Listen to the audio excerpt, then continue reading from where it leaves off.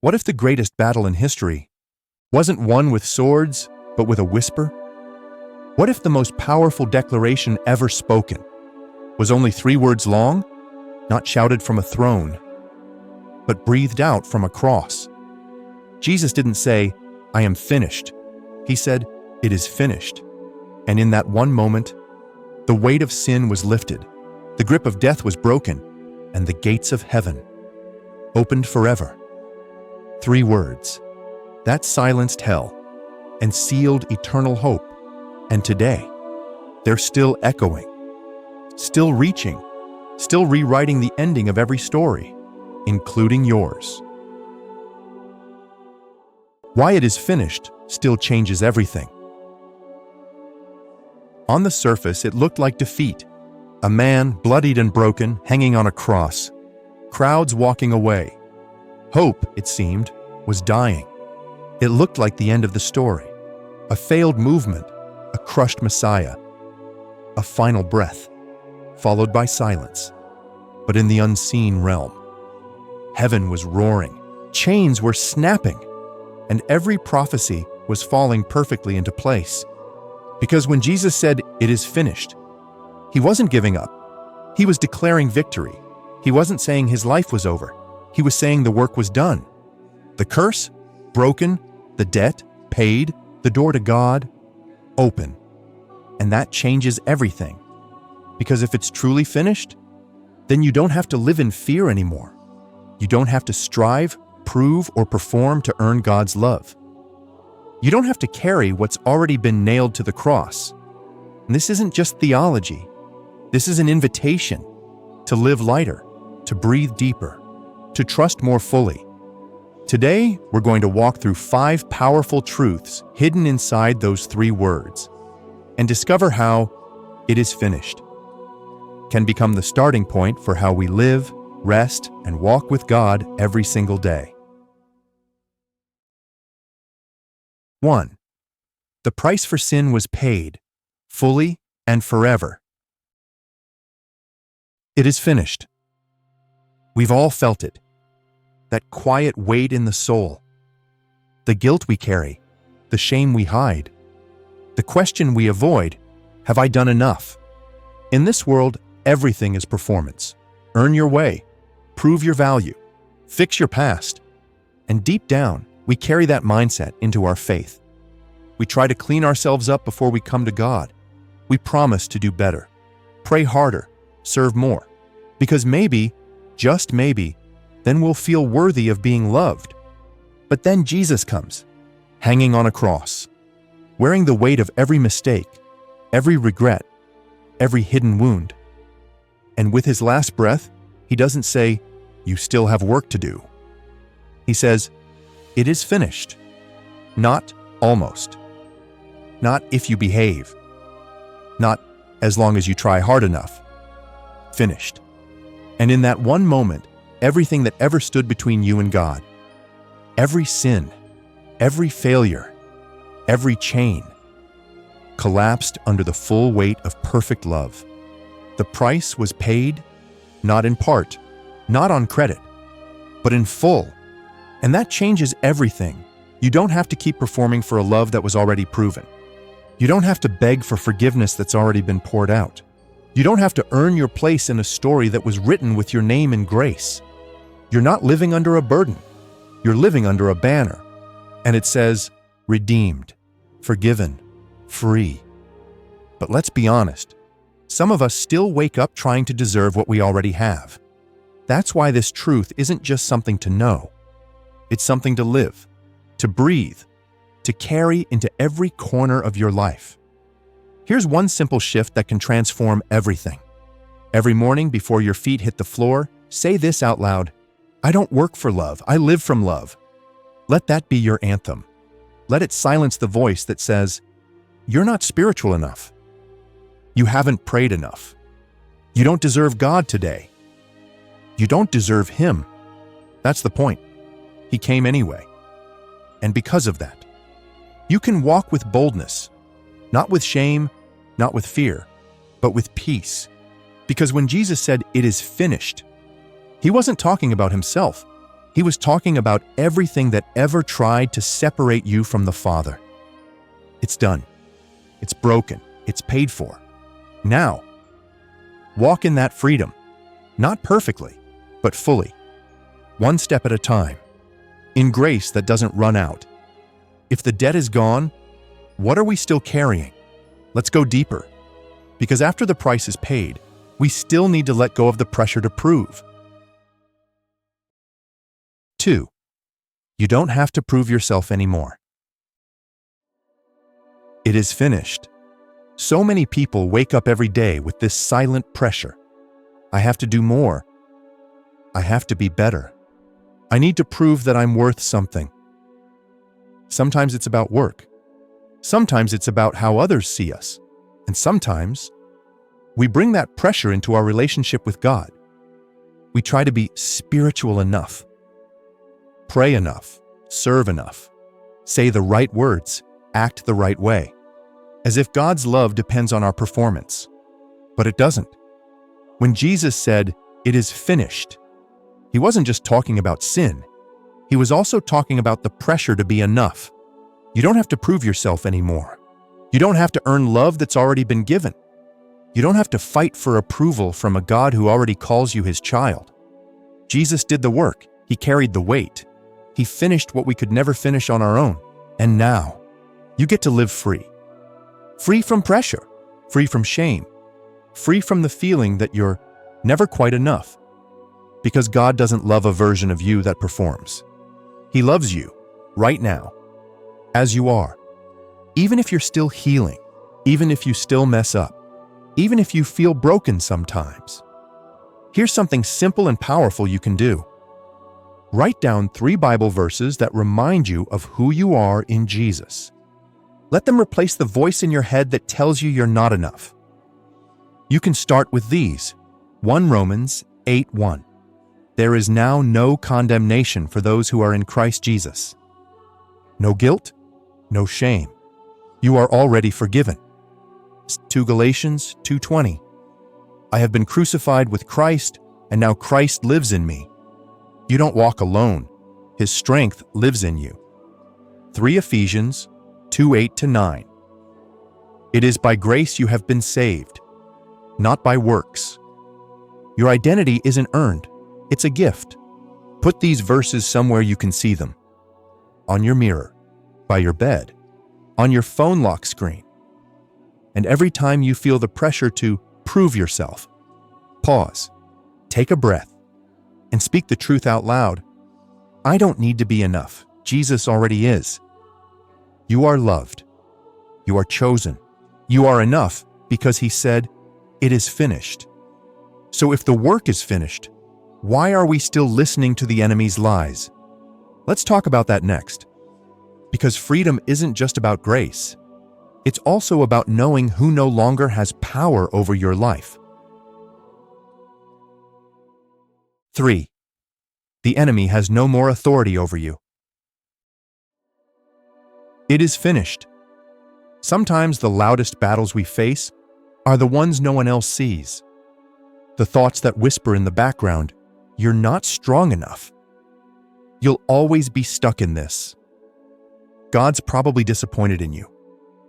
Shame, fear, condemnation, they don't shout, they sneak in. They settle into your heart like background music until you start to believe them. But here's the truth. When Jesus said, "It is finished," he didn't just deal with sin. He broke the voice of the accuser. He stripped the enemy of his power to define you, to shame you, to hold you hostage with old lies. In that moment, on the cross, Jesus wasn't just saving your soul. He was silencing your enemy. Because Satan's greatest weapon isn't force, it's deception. His power is in what you believe. And when you believe, you're still condemned, still guilty, still bound to the past. He keeps you from walking in the freedom Jesus already gave you. But hear this clearly. The enemy has no more authority over you. None. The blood of Jesus didn't just cover your sin. It crushed every right the enemy thought he had to control your mind, your emotions, your life. The cross is a line, and the enemy cannot cross it. So next time the enemy tries to remind you of your worst moments, remind him of his defeat. How to fight with the finished work. Here's what you do when fear creeps in, when shame rises, when spiritual pressure weighs heavy. Don't fight with feelings. Fight with truth. Say this out loud, boldly, like a shield over your mind. It is finished. I belong to the one who won. You don't belong to fear. You don't belong to shame. You don't belong to the person you used to be. You belong to the one who wore a crown of thorns, so you could wear a crown of grace. Say it when you feel anxious. Say it when you feel attacked. Say it when the voices start again. It is finished. I belong to Jesus. Because when he died, the enemy's hold on your identity died with him. And when he rose, you rose with him. So walk like someone who's free. Think like someone who's been redeemed. Respond like someone who knows. The war is over, and love has already won. But now that fear has lost its grip, what does that mean for how we live? Can we finally rest? Let's talk about what it means to stop running and start receiving. 4. Your rest is now, sacred, not earned. It is finished.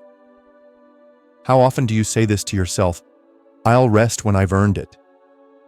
I'll slow down once I get everything done. Just one more task, then I can breathe. But the to-do list never ends. The pressure never stops.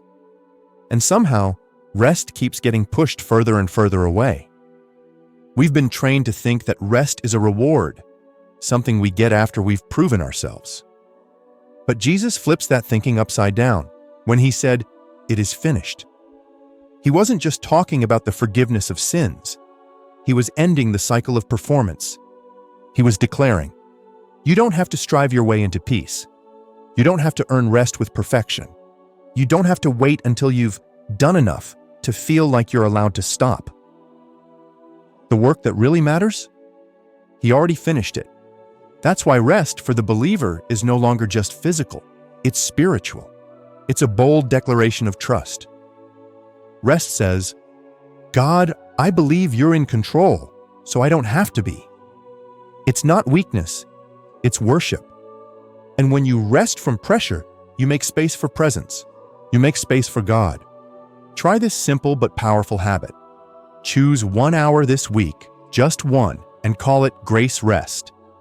No goals, no expectations, no phone, no TV, no multitasking. Just be. Let your body breathe. Let your mind go quiet. Let your soul reset. Sit in silence, or read one psalm slowly, or take a walk and listen, really listen, to the wind, the birds, your breath. Do it not because you've earned it. Do it because you were created for it. Jesus didn't say, when you work hard enough, I'll give you rest. He said, come to me, all who are weary, and I will give you rest. No transaction, no conditions, just grace. And when you step into that kind of rest, you'll find something deeper than sleep. You'll find peace. You'll find God again. So what if rest isn't a reward, but a reminder that the war has already been won? Let's finish with one final truth, a truth that anchors all the others. 5. Hope is not in what you see, but in what's already been done.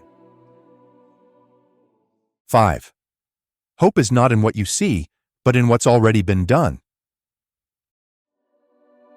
It is finished. Some days, hope feels hard to hold on to. You pray, but things don't change. You try to trust, but emotions go up and down. You hear God's promises, but your situation says the opposite. We all get there. And when we do, it's tempting to base our faith on what we can see. But real faith, real hope, doesn't grow from results. It grows from something already finished. When Jesus said, "It is finished," he wasn't offering temporary comfort. He was anchoring eternal reality.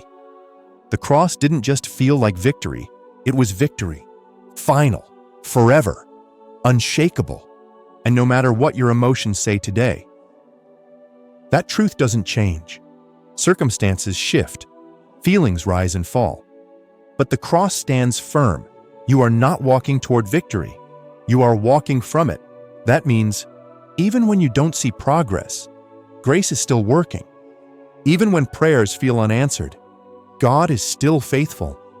Even when nothing looks like it's changing, He already did. That's where hope lives. Not in the outcome you're waiting for, but in the work Jesus already finished. Here's a simple but powerful shift in your prayers. Instead of saying, "God, please fix this," try starting with, "Because it is finished. I can trust you here. Because it is finished. I don't have to fear. Because it is finished. I can walk in peace." This kind of prayer doesn't ignore pain. It speaks from a deeper place than pain. It reminds your soul, no matter what I see today, my hope is already secure. Say it every time fear rises. Say it when doubts come. Say it when life doesn't make sense. Because it is finished. I still have hope. You don't have to wait until everything looks perfect to rest. You don't have to see the answer to believe God is near. You don't have to feel strong to know He's still holding you. Because the cross is enough. What He did is greater than what you face. So now we come to the end. But maybe this is where real faith begins. Let's bring it all together. In stillness, in truth, in the power of a final word that changed everything. It is finished. The sentence that ended, striving and started peace. It is finished. You don't have to fight for what's already been won. You don't have to chase what grace has already placed in your hands. You don't have to carry what the cross already took away. The most powerful work in history didn't end with noise. It ended with peace, a sentence. 3 words that still echo into eternity. It is finished. And because it is, you can finally exhale. You can finally let go of guilt, of fear, of trying so hard to be enough. You can breathe. You can trust. You can rest. No more earning. No more pretending. No more running from or running toward. The cross already declared what you've been longing to hear. You are already loved. You are already forgiven. You are already free. So when life shakes, when the storm rolls in, when your soul forgets what's true, come back here, to the cross, to the quiet place where victory was spoken, once for all. Let those 3 words anchor your faith. It is finished. Let them calm your mind. Lift your heart. Hold your story.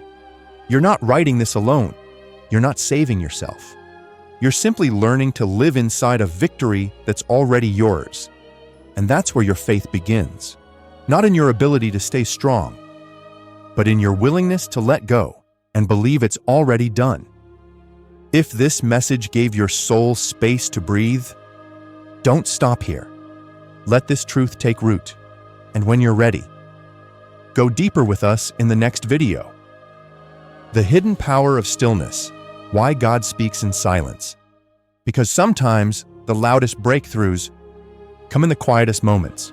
Let His finished work become your daily peace. Let His voice lead your next step. And remember, you're not behind. You're right where grace has brought you, and it is finished.